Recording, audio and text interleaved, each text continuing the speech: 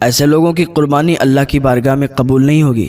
سود کھا کے پیسے کمائے اور اللہ کی بارگاہ میں قربانی کر دی، قربانی نہیں ہوگی، وہ قبول نہیں ہوگی۔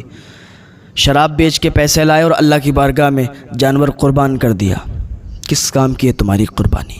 اور قربانی تمہاری قبول نہیں ہوگی اللہ کی بارگاہ میں۔ کسی کا حق مار کے تم نے جانور خریدا اور اللہ کی بارگاہ میں قربانی کر دی، قربانی تمہاری کوئی قربانی نہیں ہوئی ہے، اور صرف تمہیں گوشت مل گیا، اس کا ثواب تمہیں نہیں ملا۔ چھوٹی سی غلطی سے بھی سارا ثواب ختم ہو جائے گا۔ صرف گوشت حاصل کرنے کی نیت آپ کی رہے، آپ کو صرف گوشت حاصل ہو جائے گا، قربانی کا ثواب نہیں ملے گا۔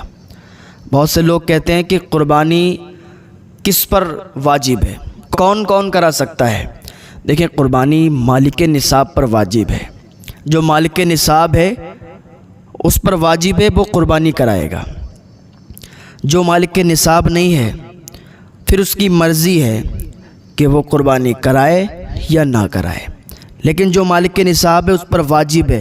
اگر نہیں کرائے گا تو گناہگار ہوگا، اور کرائے گا تو ثواب بہت زیادہ ہے، اور یہ عمل اللہ کی بارگاہ میں بہت زیادہ پسند ہے۔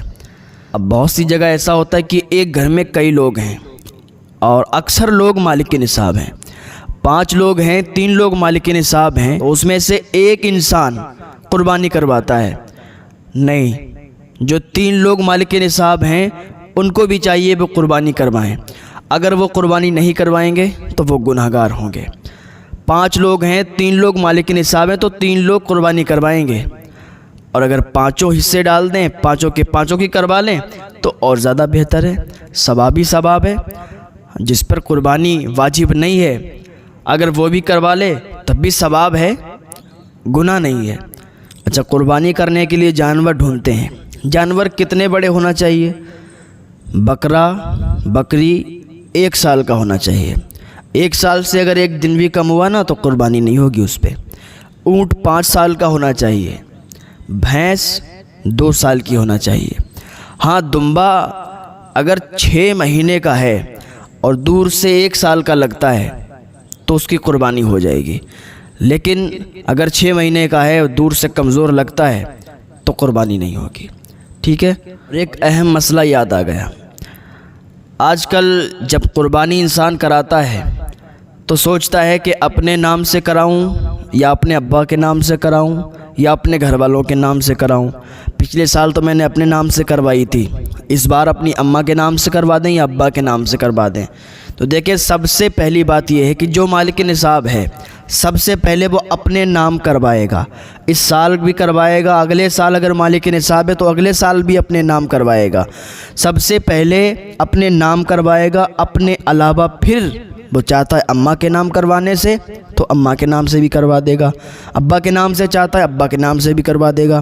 یعنی پہلے اپنے نام سے کروانا ضروری ہے، اس کے بعد وہ کسی کے نام سے بھی کروائے۔ پورے گھر میں جتنے لوگ ہیں سب کے نام کروائے، ایک پڈا لے لے یا حصہ لے لے۔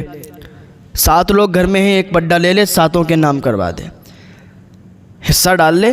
تو یہ بات اہم تھی، یہ بات معلوم کرنا ضروری ہے۔ اگر آپ کو معلوم نہیں، آپ پوچھیں کہ ہر سال مالک نصاب کو اپنے نام سے کروانا ضروری ہے یا نہیں۔ جو مالک نصاب ہے اس کو ہر سال اپنے نام سے کروانا ضروری ہے، اور اس کے علاوہ میں وہ جس کا بھی چاہے پھر کروا سکتا ہے۔ اس کے علاوہ میں پہلے اپنے نام، اس کے علاوہ میں پھر دوسروں کے نام کروا سکتا ہے۔ قربانی ہوتی ہے تو بہت سے لوگ سوچتے ہیں کہ یار جب چھری پکڑیں گے اپنے آپ اور چھری اپنے آپ چلائیں گے تبھی وہ قربانی مانی جائے گی ہماری۔